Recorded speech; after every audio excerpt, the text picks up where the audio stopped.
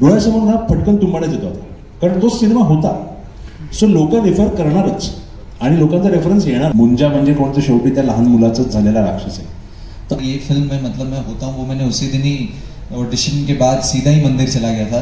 उनका भगवान जी अगर कुछ होना हो ये बस हो जाए. मुंजाबद्दल खूप अंधश्रद्धा आहे लोकांच्या मनात. या सिनेमा तुम्ही अंधश्रद्धा दूर करण्याचा प्रयत्न केला की काय? तो क्या हम मराठी में बोले हिंदी में? मराठी में. एक तर ना तो गॉलम आहे ना, हा तसा प्रचंड खोड्या काढणार आहे त्या सिनेमात पण. मग तो त्या सिनेमात तुम्ही बघितला असेल तर तो जो हिरो आहे त्याची खूप तो क्रूर पण आहे, पण तो असा खोडसळ पण आहे. मुंजा तसाच आहे, कारण आपल्या दंतकथेतला मुंजा पण तसाच आहे. कारण हे तुम्हाला महाराष्ट्रात म्हणजे भारतात कधीच असं काही बघायला मिळत नाही. ती बिगबडी घातलेला आणि जानवं घातलेला मुलगा असा भारतात नाही दिसत.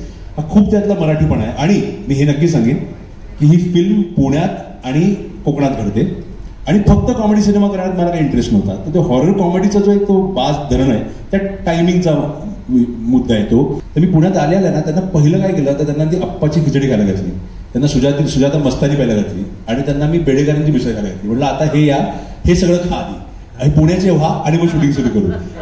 अच्छा, पहले तो मैं सॉरी बोलता हूँ सबको कि मैं इतनी भी अच्छी मराठी नहीं बोलता कि मैं अच्छे से कॉन्वर्सेशन कर पाऊँ. एक मैन से जेंटलमैन बनता है इस फिल्म में, end that can only happen when you have lovely ladies around your life.